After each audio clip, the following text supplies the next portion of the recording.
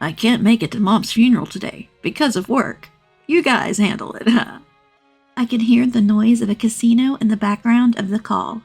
I felt a burning rage as if my vision was turning red.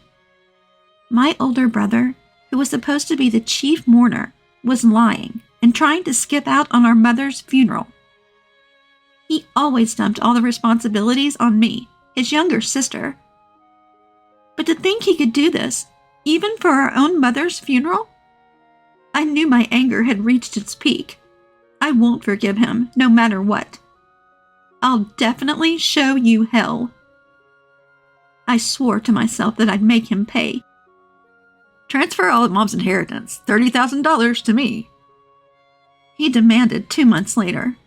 I calmly replied, "All right, I'll renounce my claim." My name is Cassandra, 38 years old, living with my husband and 2 sons. We have a happy life, but there was one concern: our ailing mother. "Mom, I'm here." Entering her hospital room, Mom, with an IV drip, looked at me. "Oh, Cassandra, thank you for coming." Mom used to be plump, but since falling ill, she had lost a lot of weight. "How are you feeling?" Mom gave a troubled smile to my question. I had already heard from the doctor that she only had a few months left. "Cassandra, I have something important to tell you." "What's up? Why so serious?"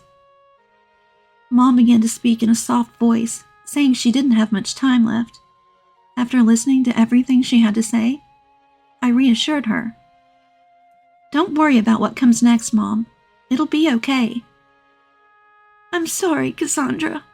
With Jeffrey being the way he is, everything falls on you." "I've never felt burdened by you, Mom.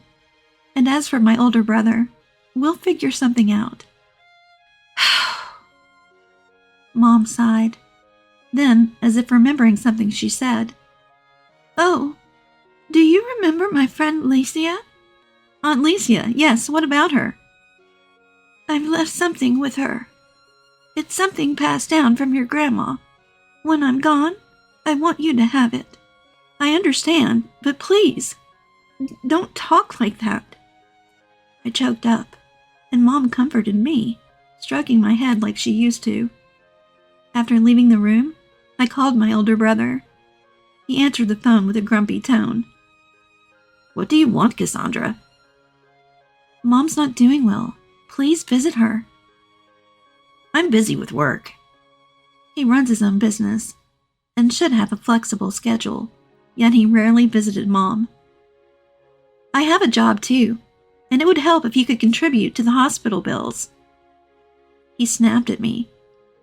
"Don't rely on others. Don't count on my money." "We're siblings. We should be there for each other." "Listen, don't come to me for help. Handle it yourself." My older brother hung up the phone after saying that. He's always been like this. Self-centered, stingy with money, and always pushing his problems onto me, even as adults. When we were kids, he stole money from my piggy bank. When I complained, he yelled at me aggressively. When our dad passed away a few years ago, he didn't lift a finger to help.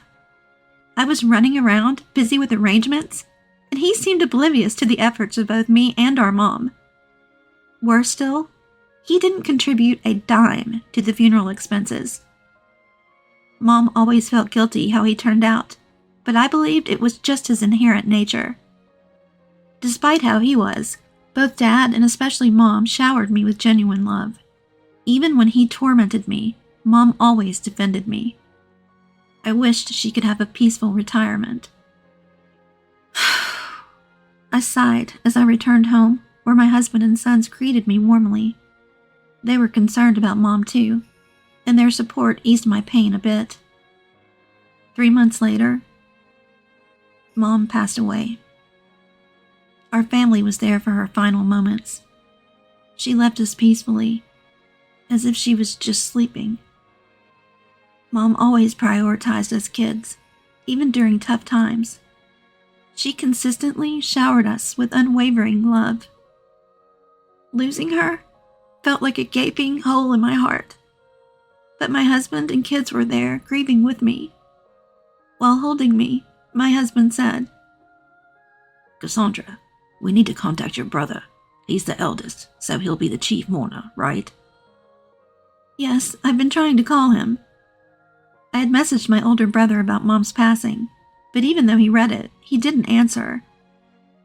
It's okay. We'll handle the funeral arrangements, my husband reassured. Thank you for helping. Since we couldn't reach my brother, my husband and I proceeded with the viewing and funeral preparations. Despite multiple attempts, my brother remained unreachable. Time, however, waits for no one. As the viewing was underway, and the stream of visitors began to wane, my brother's family finally showed up. Sorry we're late. I was about to scold him when I noticed my nephew wearing a theme park hat. You've got to be kidding. I was speechless when I saw my nephew, who was behind my older brother. He was wearing a theme park headgear on his head. No way. We had planned to go to the theme park for a while. Can't let the kids down, right? I had informed him just the day before. Despite knowing about Mom's passing, they had been at a theme park. I can't believe this. You're the chief mourner. Chill out. We've done all the preparations, but at least act the part at tomorrow's funeral. Yeah, got it. Let's go, everyone. My husband was in shock, and all I could do was hold my head in disbelief. Regardless, the funeral was the next day. With grief of losing Mom still fresh and barely any sleep, I faced the new day. My husband and I were busy with the funeral preparations. But as the appointed time approached, my brother was nowhere to be seen. Thinking he might still be asleep, I called him. After a while, he answered. Hello? Where are you? Mom's funeral is about to start. About that. I could hear noise in the background. I can't make it to Mom's funeral today. Gotta work. You guys handle it. I realized the noise was from a casino just as he hung up. You've got to be kidding me. After that, no matter how many times I tried, I couldn't get through to my older brother, nor his wife. Despite being the chief mourner, he was trying to skip out on Mom's funeral with a lie. And to think he was at a casino? He always dumped all the troublesome matters on me, his younger sister. But to think he could do this, even for our own mother's funeral? My anger reached its boiling point. I will not forgive this man no matter what. I'll definitely show you hell. I swore to myself that I would never forgive him, no matter what. In the end, the funeral proceeded without my older brother's family, and I took on the role of the chief mourner. The suspicious look from the attendees hurt, but it had to be done. As I was tidying up after the funeral, an old friend of Mom's, Aunt Licia, approached me. Cassandra, dear, it must have been tough. I turned to her. Thank you for coming today for Mom. Aunt Licia wiped away a tear. Your mom always spoke of you as her pride and joy. We reminisced about Mom for a while. They had been close friends since their school days. I felt grateful that Mom had such a friend. As we were talking, Aunt Licia mentioned something. Did Minnie tell you? I have something she entrusted to me. Mom did mention something. I'll come by another day to pick it up. Sorry for the inconvenience. It's okay. Just make sure you come when you're ready. I parted ways with Aunt Licia after that conversation. That's how the day of Mom's funeral ended. 2 months later, while I was home alone, the doorbell rang. Older brother. Open up. We need to talk. I hadn't seen him since the funeral. We had managed the memorial service without him. As I opened the door, he barged in and sat heavily on the sofa. What do you want after what you did at the funeral? Just look at this. He thrust a bank book with Mom's name on it towards me. Where did you get this? Found it at the family home. Look. He opened the bank book to reveal a balance of about $30,000. What about it? This is Mom's inheritance. Listen, I'm taking the $30K. He said it as if it was his right. I replied calmly, "You're saying you want all of Mom's inheritance?" That's right. The account is frozen, so you handle the paperwork and transfer it to me. Also, I'll be taking the family home and land in my name. Can I ask one thing? What? I pointed to an old doll in a glass case in the corner of the living room. Mom wanted me to have that. It's a keepsake. I'll be taking it, okay? Oh, that old thing? Fine, take it. It's just junk anyway. Understood. You'll sign the renunciation, right? He approached me with a threatening look, and I calmly replied, "Yes, I'll sign the renunciation." For a moment, he looked taken aback, probably expecting resistance. He probably thought I would resist. But his expression quickly turned smug. If you were always this understanding, things would be easier. Make sure you don't come back later asking for the inheritance. Sign here. My older brother came over with a self-made signed promise. When I silently stamped it, he left in high spirits, unaware of my sly grin behind his back. A month later, while my husband and I were at home, there was a furious ringing at the door. It was my older brother. "What's going on, bro?" What do you mean what's going on? What is this? Spread out on the table were numerous overdue bills. I had no idea Mom had debt, and it's for $1 billion. My older brother exclaimed, almost screaming, while I smirked. Oh dear, that's quite a situation. I can't believe this. Yes, our mother had a significant debt.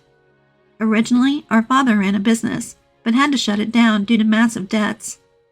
Soon after, he passed away, and our guilt-ridden mother inherited everything.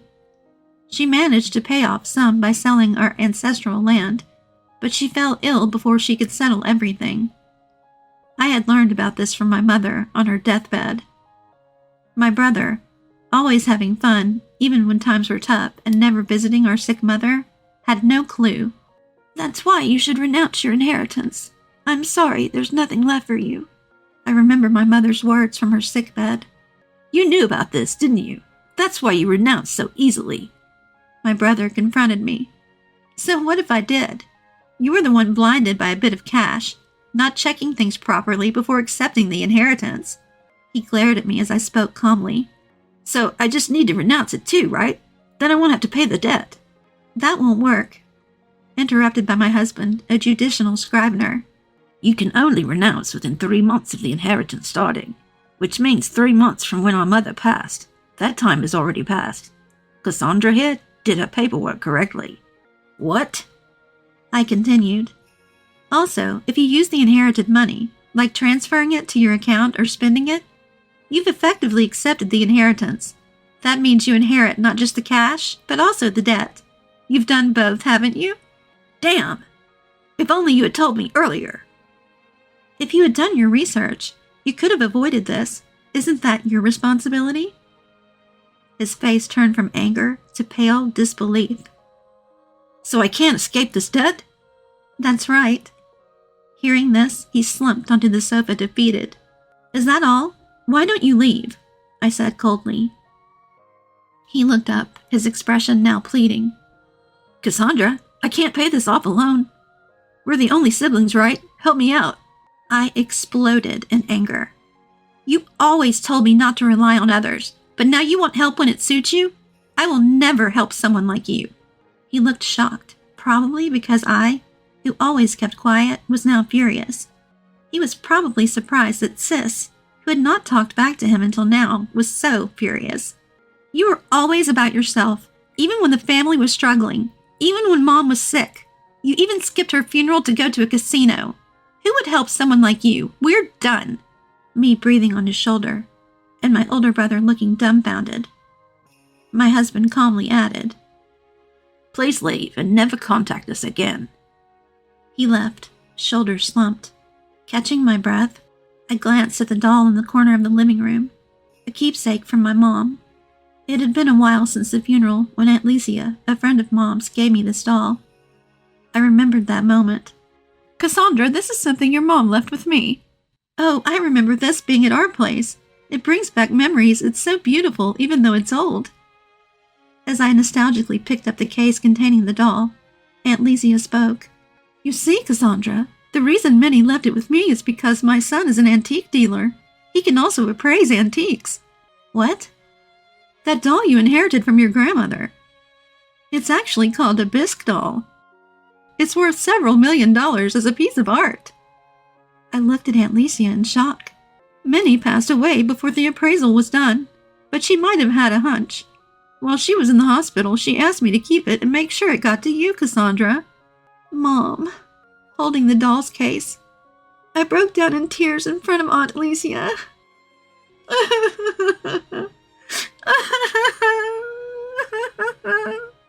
Cherish it, just like your mom cherished you. I could only nod in response to Aunt Licia's words. Now, that doll in my living room was witnessing my break with my older brother. Thank you, Mom. I promise to be happy. As I whispered to the doll, my returning husband gently rubbed my back. 6 months have passed since then. My older brother ended up with a debt of $1 billion and had to declare bankruptcy. He quickly sold our family home and land. But it didn't fetch much. His thriving business collapsed, and his wife left him with their children. Now, he lives alone in an old apartment, unable to indulge in his beloved gambling, working non-stop. I've cut ties with my older brother completely. He tried to contact me persistently for a while, but eventually stopped. Now, I live in peace.